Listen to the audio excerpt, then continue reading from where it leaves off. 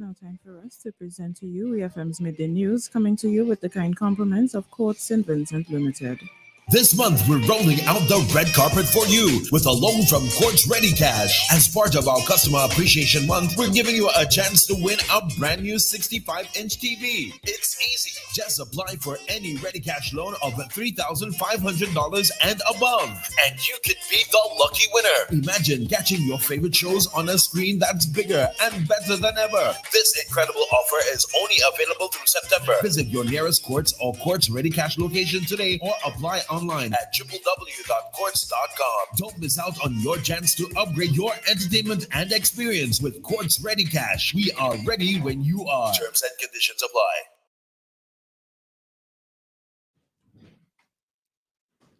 Welcome to WEFM's Midday News, coming to you with the kind compliments of Court St. Vincent Limited.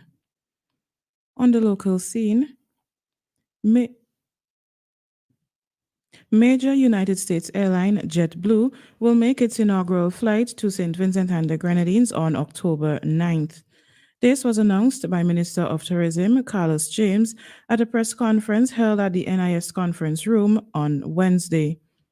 Minister James, during his address, spoke of the impact these 2 weekly flights from JetBlue will have on SVG's tourism sector, as well as highlight the anticipated voiced by the diaspora looking to visit home. We hear more from the tourism minister. October 9th, we welcome JetBlue from New York with a twice weekly flight on Wednesdays and Sundays. JetBlue is a low-cost carrier airline and no doubt is one of the more impactful air carriers within the North American market in terms of moving people. And the diaspora community, they have been in touch and are quite excited with the announcement of JetBlue.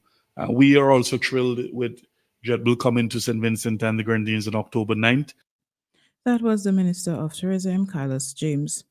Minister James said that the emergence of JetBlue in our market is expected to provide competition and lower airfares for existing air carriers to St. Vincent and the Grenadines. 72 students from the St. Vincent and the Grenadines Community College have obtained a certificate in football coaching.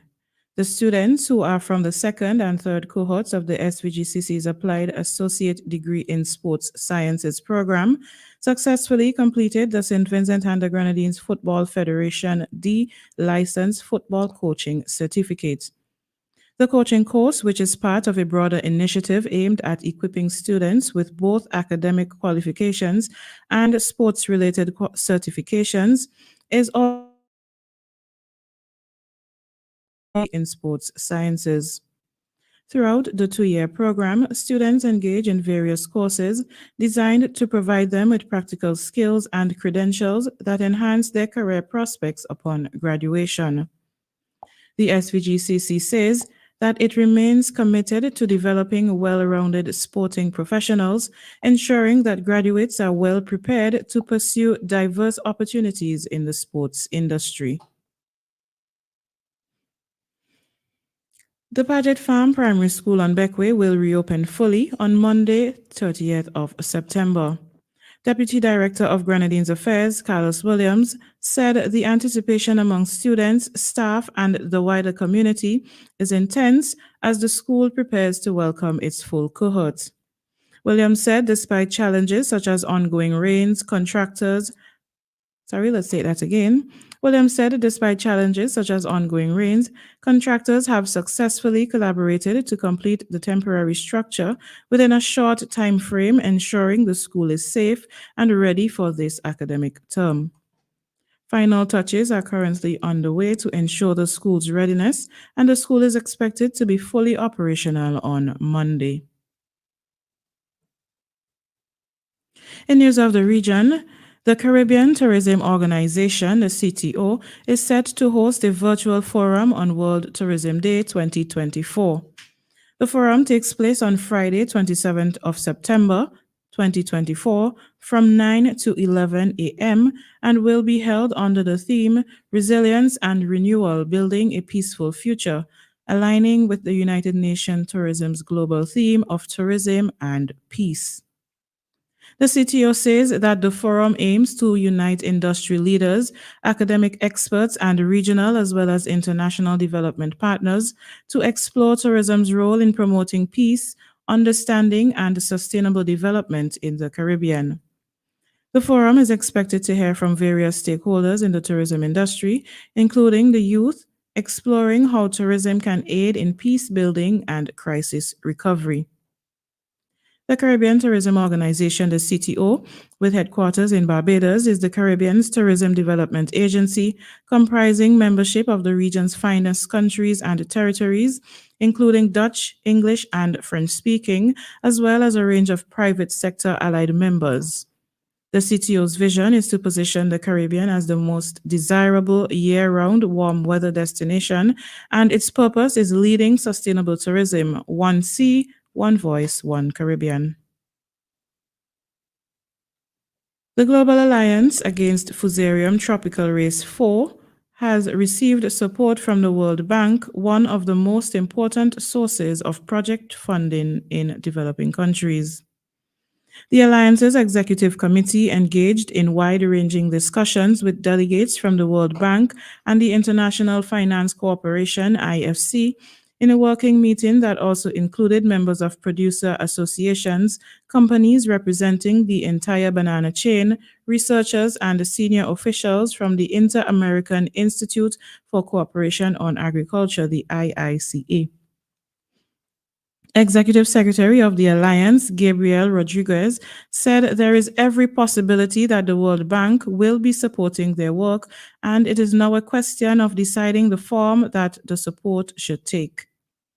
Referring to possibilities of financial support for the Global Alliance Against Fusarium TR4, Christopher Ian Brett, lead agribusiness specialist at the World Bank, pointed out that in 2023, the institution's portfolio of investments in the sector included 247 projects costing $4 billion US.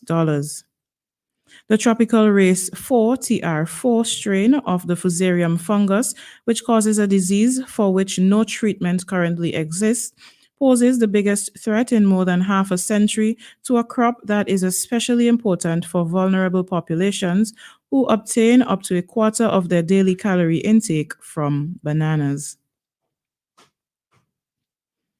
In international news, Marcellus Williams has been executed by the state of Missouri despite calls from several persons for him to be spared.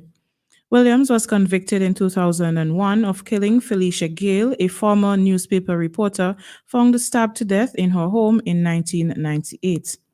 Williams's attorneys had filed a flurry of appeal efforts based on what they described as new evidence, including alleged bias in jury selection and contamination of the murder weapon prior to trial.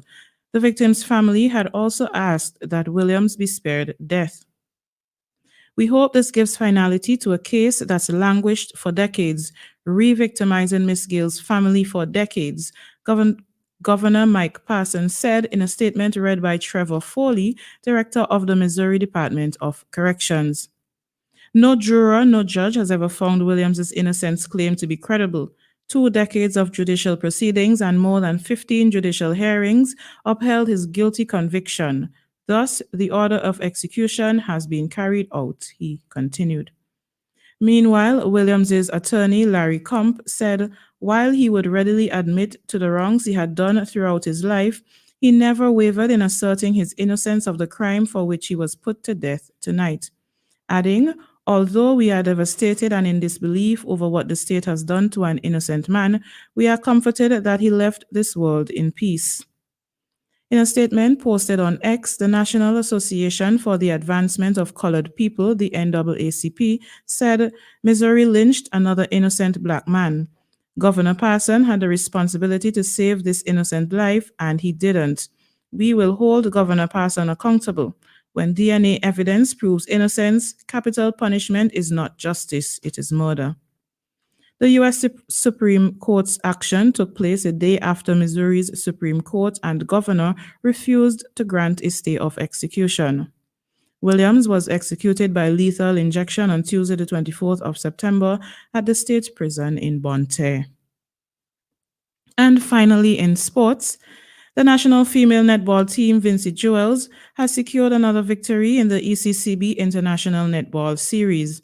Last Wednesday evening, the team competed against host country St. Lucia, beating them with a score of 56-45. This is their fourth consecutive win, following victories in their matches against Dominica, Antigua and Barbuda, and Anguilla. The team is expected to play against Montserrat at 5 p.m. this afternoon. This has been WEFM's Midday News. I have been your presenter, Dianna Cain. Join us again at 3 p.m. as we bring to you WEFM's 3 p.m. news. WEFM's Midday News was brought to you with the kind compliments of Quartz St. Vincent Limited.